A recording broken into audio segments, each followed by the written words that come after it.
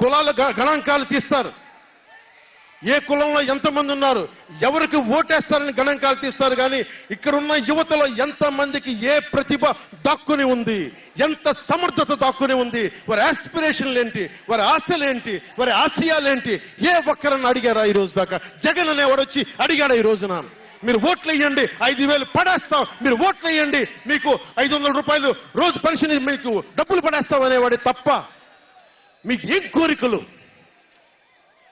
భవిష్యత్తుకు 25 సంవత్సరాల తర్వాత మీకు ఎలాంటి ఉద్యోగాలు ఇస్తే బాగుంటుంది, ఎలాంటి స్కిల్స్ ఇస్తే బాగుంటుంది, ఏ ఒక్కనాడైనా ఆలోచించాడా?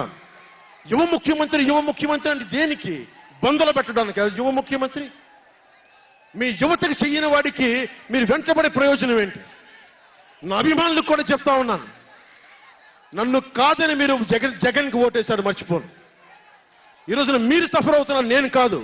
మీ భవిష్యత్తు కోసం వచ్చే నేను రోడ్ల మీదకి శుభ్రంగా కోట్లు సంపాదించుకునే మార్గాలు ఉన్నాయి నా దగ్గర, యాక్టింగ్ స్కిల్స్ ఉన్నాయి. అన్ని కాదునుకొని ఎందుకు వచ్చారంటే నన్ను నేలే, మన మనుషులే, మనవాళ్లే, తప్పన పెడితే నేను 2 చోట్ల ఓడిపోయాను. 2 చోట్ల బాధ లేదు, నిలబడ్డా. 2 చోట్ల ఓటమి బాధ మీకు ఎలా ఉంటుందో తెలుసా? ఒక ఎగ్జామ్ పోతే మీకు బాధ ఎలా ఉంటుందో విద్యార్థికి తెలుసు. అలాంటిది నేను 2 చోట్ల ఓడిపోతే నేను నిరాశ, నైరాశ్యం, బాధ ఉండింది. ఒకటే గుర్తుపెట్టుకున్నా,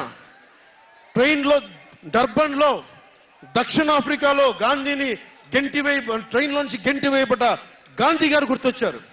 ఏ ఆటుపోట్లు తీసుకోకుండా మన పార్టీని నడపలేం, అవమానాలు తీసుకోకుండా ముందుకెళ్లలేం. వారందరినీ స్మరించుకొని వారి స్ఫూర్తితోటి ఈరోజు నిలబడే ఉన్నాం, బలంగా నిలబడి ఉన్నాం, ఒక కంటకొని ఎదుర్కొంటా ఉన్నాం. మీరు చెప్పండి, మీకు కాంటాక్ట్ సర్టిఫికేట్ కావాలి ఉద్యోగాలకు వెళ్ళాలంటే? మీరు ఉద్యోగాలకు వెళ్ళాలంటే కాంటాక్ట్ సర్టిఫికేట్స్ కావాలి, పాస్పోర్ట్ కావాలంటే మీ ప్రవర్తన ఎలాంటి ప్రవర్తన కాంటాక్ట్ సర్టిఫికేట్లు కావాలి.